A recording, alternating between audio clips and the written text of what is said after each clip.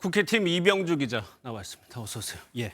총리의 권한 행사를 두고 같은 당 안에서도 적극적으로 역할을 해라. 아니다, 하지 마라. 의견이 분분해요. 네, 이게 여야의 입장이 쟁점 현안, 특히 인사 문제와 맞물려 가지고 그때그때 달려 보이기 때문에 헷갈려 하시는 분들이 많습니다.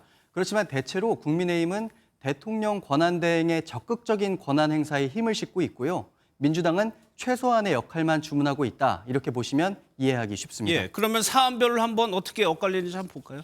네, 먼저 인사 문제 중에 헌법재판관 임명은 윤석열 대통령 탄핵 심판과 맞물려서 최대 관심인데요. 예. 민주당은 임명하라, 국민의힘은 한덕수 권한대행에게 그런 권한이 없다, 이런 입장입니다. 예. 그런데 앞서 이 기자가 국민의힘은 대통령 권한 대행의 적극적인 권한 행사에 힘을 싣고 있다고 했잖아요. 네, 그런데 이번 헌법재판관을 누가 추천했는지 먼저 보셔야 합니다. 이번 후보자 3명 모두 국회 추천 몫인데요. 말씀드린 대로 국회 중심을 외치고 있는 민주당은 권한대행은 형식적으로 승인만 하면 되는 것이라고 주장하고 있습니다. 반면 국민의힘은 권한대행이 헌법재판관을 임명할 수 없다면서 한 대행을 압박하고 있는데요. 장관 임명은 가능하지만 다른 헌법기관 구성 문제는 대통령의 권위가 확정돼야 권한대행이 할 수 있다. 이런 설명입니다. 헌법기관을 구성하는 권한은 행정부의 수반이 아닌 국가 원수의주의에서 나오는 권한입니다. 반면 국무위원 임명에 대해서는 국민의힘이 찬성하고 있는 거고요. 네, 권성동 원내대표 겸 대표 권한대행이 그렇게 말을 했죠. 나아가 현재 공석인 국방장관과 행안부 장관에 대해서는 치안과 안보, 공백 우려를 해서 서둘러서 임명해야 한다. 이런 입장입니다. 반면 민주당은 국회가 통과시킬 헌법재판관 임명 이외에 고위공직자에 대한 인사는 탄핵 사유가 될 수 있다고 벼르고 있습니다.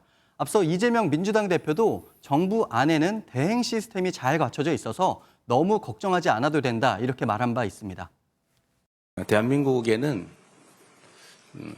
6.25 또는 고리시의 대행체제라고 하는 게 아주 확고하게 잘 갖춰져 있습니다. 충분히 감당할 만한.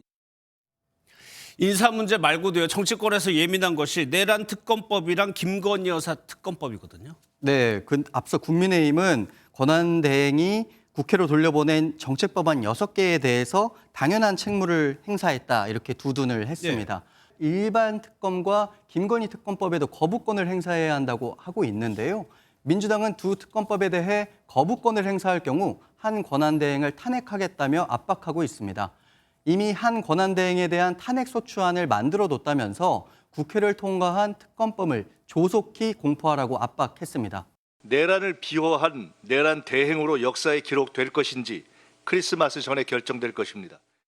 두 당으로부터 압박을 받고 있는 한덕수 권한대행의 고민 깊을 수밖에 없는데요. 일각에서는 한 권한대행이 국민의힘 요구대로 정책법안에 대해 거부권을 행사한 만큼 헌법재판관 임명과 특검 문제는 민주당 요구를 어느 정도 수용하지 않겠냐 이런 관측도 나옵니다. 알겠습니다. 지금까지 이병주 기자였습니다.